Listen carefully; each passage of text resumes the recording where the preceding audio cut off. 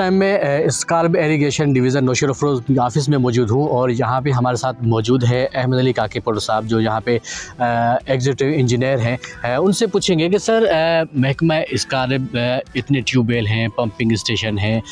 लेकिन हमने देखा है कि कहीं कहीं पंपिंग स्टेशन नाकारा हैं, ट्यूबवेल भी नाकारा हैं, और सेम की आखिर क्या वजह है, इसको कंट्रोल क्यों नहीं किया जा रहा अभी तक? बिस्मिल्लाहिर्रहमानिर्रहीम से जो सिम छोड़ है ये रोडी केनाल की वजह से तमाम तर जो रोडी केनाल हमारा आ रहा है रानीपुर से मोरो तक दोनों तरफ से सिम छोड़ है, उनसे बिल्कुल पैरेलल में हमारे जो पंपिंग स्टेशंस भी हैं वो इंशाल्लाह ताला अभी उन पे काम चल रहा है और अच्छी रिज़ल्ट मिलेगी। और जो पुरानी पंपिंग स्टेशन में मोटर वगैरह थे थोड़ा वो अपनी वो लाइफ पूरी कर चुके हैं, अभी जो हम उनको इन्हांसमेंट कर रहे हैं इंशाल्लाह ताला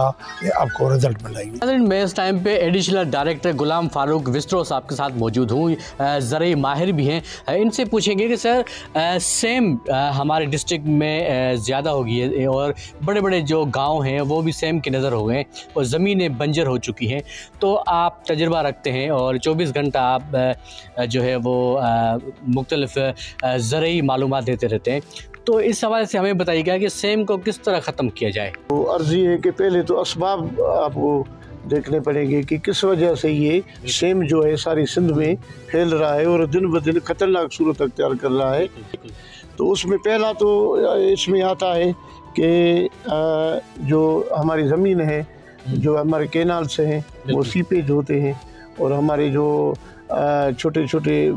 उसमें जैसे रोडी कैनाल है तो उसमें सीपेज जब होती है तो इसी की वजह से आप देखते होंगे कि दाएं बाएं जो आपकी तला की सूरत आप देखते होंगे कि ये एक तो ये वजह है। दूसरी वजह है कि हम हाई डेंसिटी क्रॉप जो वो लगाते हैं, जैसे कि राइस वगैरह है या शुगर केन है, तो वो हम जब लगाते हैं तो उसमें रेगुलर पानी इतना देते हैं कि उस वजह से जो ज़मीन की सतह से ऊपर पानी आ जाता है। जब ऊपर पानी आ जाता है तो वो सेम की शिकल अख्तियार कर देता है। तो दूसरी वजह ये है। और तीसरी वजह ये है कि हमारी जो LBOD और RBOD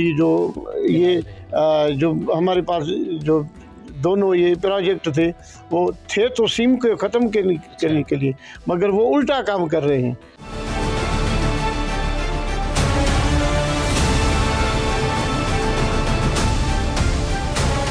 मैं इस टाइम पे डॉक्टर अब्दुल कदीर मेमन साहब के साथ मौजूद हूँ और आइए हम इनसे पूछेंगे कि स्कार्ब इरिगेशन के लगाए हुए जो पंपिंग स्टेशन हैं और ट्यूबवेल हैं वो तो नाकारा हैं, और इसके अलावा जो सेम जो है हमारे पास जो है वो बहुत ज़्यादा बढ़ने लगी है। बड़े बड़े नौशेर अफरोज़ के जो गाँव हैं वो सेम के पानी की नज़र है, इसके अलावा ज़मीनें जो हैं वो बंजर होती जा रही हैं। तो डॉक्टर साहब हमें बताइएगा कि आखिर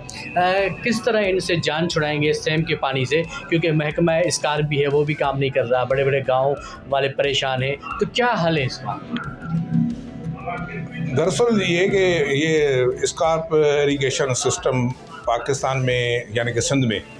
पूरे पाकिस्तान में, वैसे ये सिंध में जो बना था वो 70s में आया था, तो ये वर्ल्ड बैंक के हिसाब से पैसे दिए गए थे। वैसे तो पाकिस्तान में 2022 की जो सर्वे के मुताबिक पाकिस्तान में जो डीजल जनरेटर और इलेक्ट्रिक पे जनरेटर ट्रैक्टर पे थे वो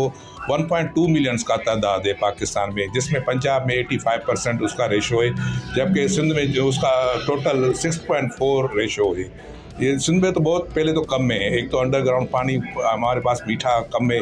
और दूसरा ये कि हमारे पास जो स्कार्ब इरिगेशन का सिस्टम है वो अभी वो 40 साल के बाद रिप्लेस होने थे। वो जो 40 साल की उनकी गारंटी थी, ये जो मोटर दिए हुए थे, जो लगाए हुए थे, लेकिन उसके बाद ये रिप्लेस नहीं हुए। एक आस्ता आस्ता वो डैमेज होते चले गए, बिजली के इशूज़ आ गए। बिजली तो आजकल उन फीडर पर है ही नहीं और इतनी महंगी है कि वो कोई भी शायद नहीं चला सकता, तो बिजली पर तो ये कॉन्सेप्ट ख़त्म हो गया। तो सिंध गवर्नमेंट ने ये कहा था कि भाई हम जो है ना वो उसको सोलर पे तब्दील कर रहे हैं, तो उन्होंने अनाउंस भी किए थे, सोलर पे भी दिए थे, लेकिन वो सियासी नज़र के हवाले हो गए कि यानी कि सियासतदानों के पास चले गए और वडेरों के पास चले गए, बड़े बड़े ज़मींदारों के पास चले गए। तो ये जो जहाँ पर रिप्लेस होने थे वो सोलर पे अभी तक रिप्लेस नहीं हुए। सब्सक्राइब करें और बेल दबाएं ताकि कोई खबर रह न जाए।